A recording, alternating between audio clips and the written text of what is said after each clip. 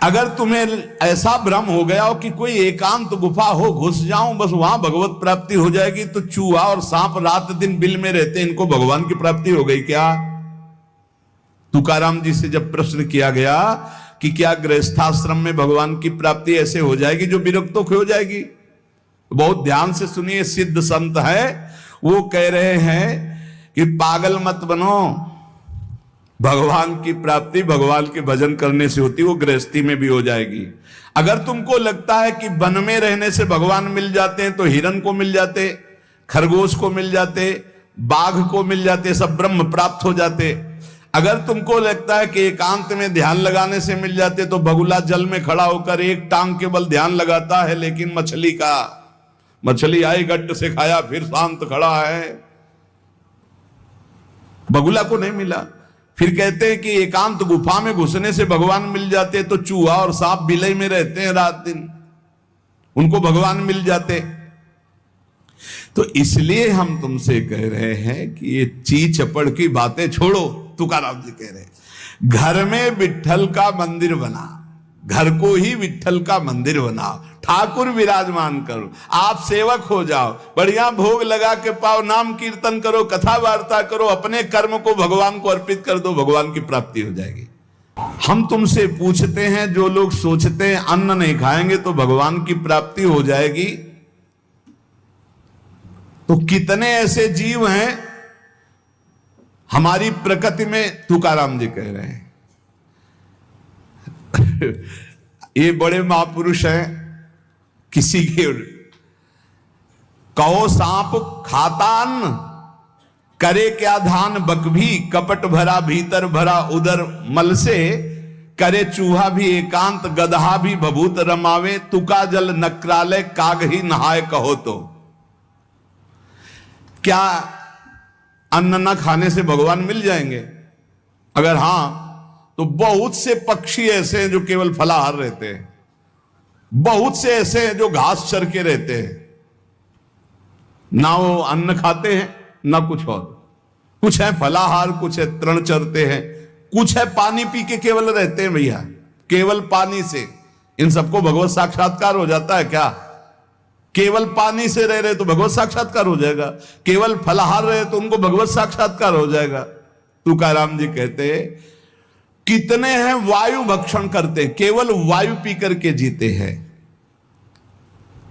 भीतर कपट भरा है, बाहर ये सब छोड़ रहे हो, कुछ लाभ नहीं मिलना है। चूहा बिल में एकांत में रहता है, भगवत प्राप्ति हो गई। गदहा खूब धूल में ऐसे लौटता, धूल लगाने से तो क्या उसे भगवत प्राप्ति हो गई, महापुरुष है। जल में घड़ियाल रहता है, भगवत प्राप्ति हो गई। कौआ भी जाके गंगा स्नान करता है, जल स्नान, भगवत प्राप्ति हो गई।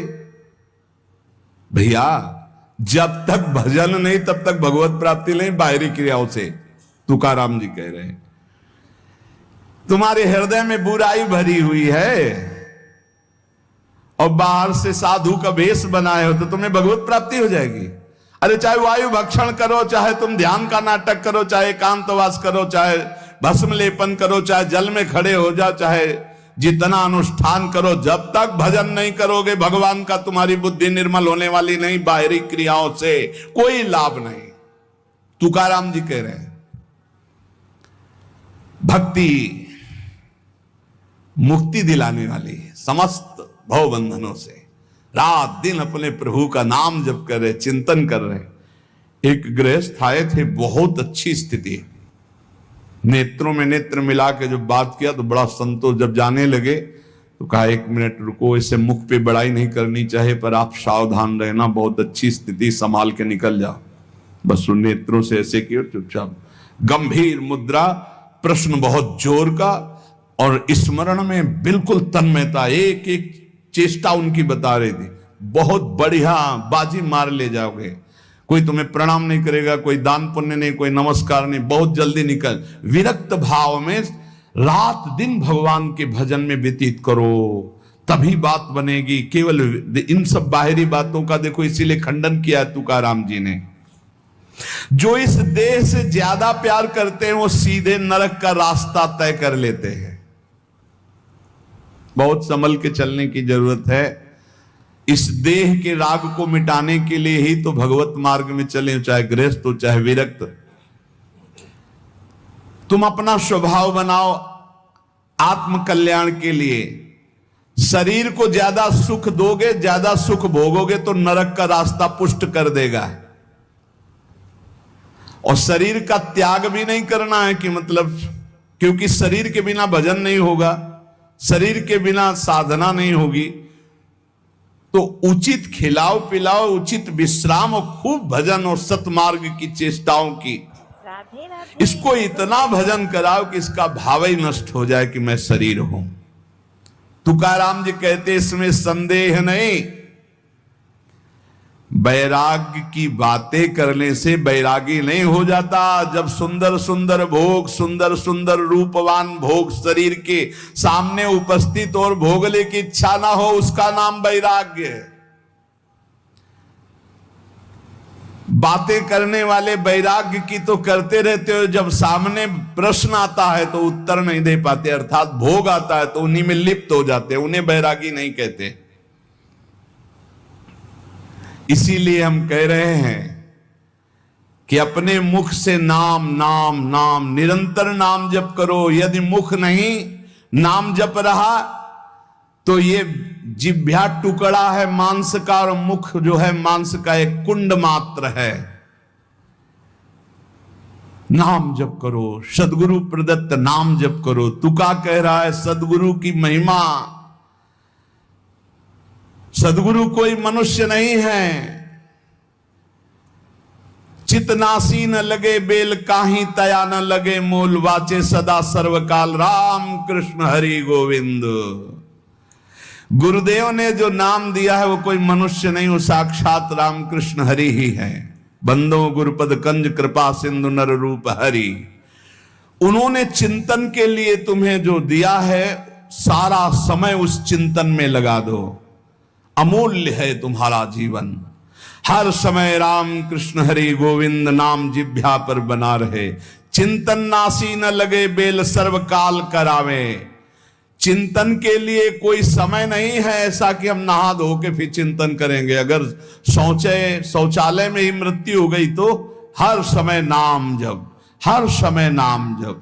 सदा राम कृष्ण हरि गोविंद का चिंतन करो। एक सत्य सार यही है, ना फलाहार रहने से, ना जल पीने से, ना वायु भक्षण से, ना इन सब बाहरी बातों से भगवत प्राप्ति नहीं होती। भगवत प्राप्ति होती सदैव भगवत चिंतन करने से, नाम चिंतन करने से।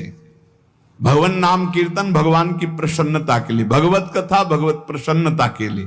तुकाराम जी कहते हैं गीता है, श्रीमद् भागवत है, ये भगवान की प्राप्ति के लिए चर्चा हो रही है। जो भगवत प्रसाद रूप मिल जाता है उससे जीवन यापन का। जब तक जीवन है हमें हर समय भगवान नाम जप, भगवत कथा, भगवत भक्तों का संग, यही करना है। प्रभु के नाम की महिमा प्रभु ही समझ सकते हैं, दूसरा कोई नहीं समझ सकता। या प्रभु समझा दे पुरुषोत्तम तो समझ पावे। कर्म के फेर में पड़ा हुआ जीव अगर अट्टहास करके नाम पुकारने लगे तो कर्म बंधन नष्ट हो जाए। राधा राधा राधा जोर से चीख चीख कर, तो बोले कर्म बंधन विध्वंस होते हैं। जितने के कानों में नाम पड़ेगा सबका मंगल होता चला जाएगा। इससे श्री कृष्ण अधीन हो जाते हैं। विठोबा का नाम, विठोबा की कथा विठोबा को अधीन कर लेते हैं। महापुरुषों के वचन समझने हैं। जैसे सत स्त्री के अधीन उसका पति हो जाता है, उसके आचरण, उसका व्यवहार अपने पति को अधीन कर ले, ऐसे सद्भक्त भगवान को अधीन कर लेते हैं। यहां तुकाराम जी भगवान की अधीनता के लिए कह रहे हैं, तुम अपने परमार्थ को खो मत। तुकाराम कह रहे हैं धन के अधीन हो जाना, काम के अधीन हो जाना, नरक की यात्रा करना है। इसलिए विठोबा के अधीन हो जाओ, रात दिन नाम कीर्तन करो, तुम्हारी वांछा पूर्ण हो जाएगी, तुम्हारी मनोकामनाएं पूर्ण हो जाएंगी। कभी भी उपासक भेद मत में पढ़कर तर्क वितर्क न करे। हरि हर सब एक हैं, हरि हर सब एक हैं। जैसे पीछे कहा था ठाकुर ठाकुर सब एक है, संत संत सब एक।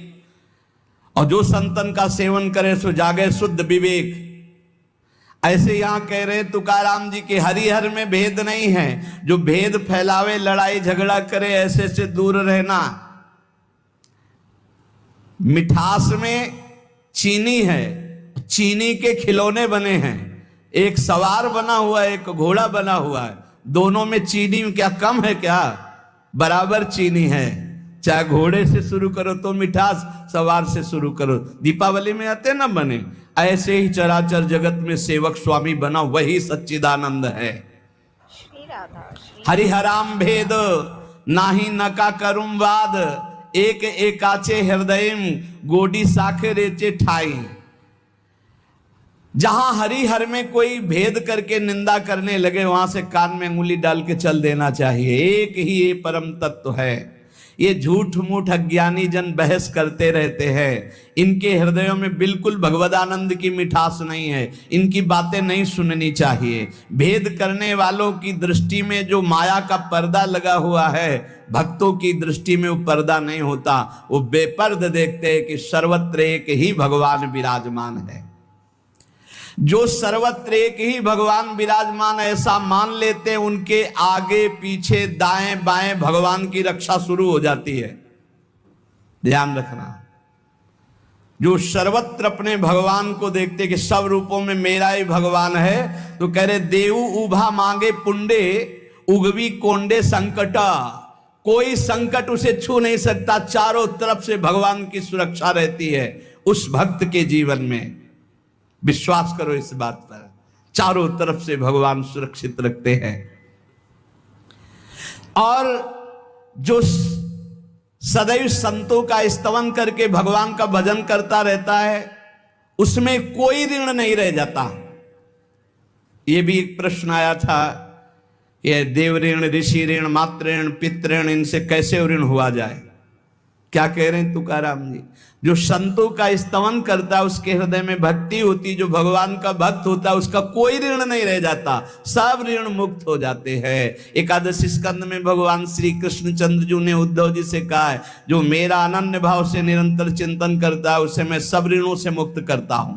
देव ऋण, ऋषि ऋण, पितृ ऋण, मातृ ऋण। इनसे उऋण होने के लिए प्राणपन से श्री हरि के चरणों का चिंतन करो। जैसे जैसे कोई भगवान का ध्यान करता है, भगवान का प्रभाव उसमें उतरने लगता है। चाहे वो सगुण चाहे निर्गुण, जैसा चाहे वैसा साक्षात्कार कर लेता है। ये बहुत बड़े महापुरुष के वचन हैं, बहुत ध्यान से सुनो, पकड़ो। तुम्हें किसी के आगे घिघियाने की जरूरत नहीं। भगवान का स्मरण करने की जरूरत है, भगवान का ध्यान करने की जरूरत है। जैसे जैसे कोई भगवान का ध्यान करता है, तो भगवान के सब सद्गुण उसमें आने लगते हैं। चाहे वो सगुण साक्षात्कार करना चाहे या निर्गुण साक्षात्कार, उसमें योग्यता आ जाती है। ज्ञाने विठ्ठल ब्रह्मो नवे त्वाचे बोलो नाई कावे। महाराष्ट्र भाषा में कहते हैं, मेरे तो सर्वस्व ब्रह्म विठ्ठल भगवान है। तुकाराम जी कह रहे हैं, अब मुझे किसी की बात सुनने की जरूरत नहीं है कि ब्रह्म कौन है, मेरे तो विठ्ठल ब्रह्म है। जो वाणी से अगम्य है, मैं उसकी स्तुति क्या करूं? वेद भी जिसकी नेति नेति कह के चर्चा करते हैं, मैं उसकी क्या चर्चा कर पाऊं? पर मेरी वाणी को नशा हो गया है उनकी चर्चा करने का। आहा, मेरी वाणी को नशा हो गया। बिना उनकी चर्चा किए, बिना कीर्तन किए, बिना गुण गाए हमें चैन नहीं पड़ सकता। कोई ना हो तो ठाकुर जी को श्रोता बना के सुनाने लगो, ऐसा नशा होना चाहिए। सुनो, अपनी चर्चा आप ही सुनो। ठाकुर जी के सामने बैठ जाए और वाणी लेकर उन्हीं की चर्चा उन्हीं को सुनावे। संसारिक आदमी कर्मेंद्रियों से प्रेरित होकर कर्म करता है, वासना से प्रेरित होकर। नाना प्रकार के सुख दुख भोगता है, पर हम कायिक, वाचिक, मानसिक केवल अपने विठ्ठल के लिए कर्म करते हैं। ये बात समझो। संसारिक आदमी कर्मेंद्रियां भाग रही भोगों की तरफ, कर्म करता है, पाप या पुण्य, सुख या दुख भोगता है। लेकिन भक्त कायिक, वाचिक, मानसिक अपने प्रभु को सामने रख करके चेष्टा करता है, और उसका कोई ठौर ठिकाना प्रभु के सिवा कोई है नहीं। और प्रभु आनंद सिंधु है, वो हर समय आनंद में मस्त रहता है।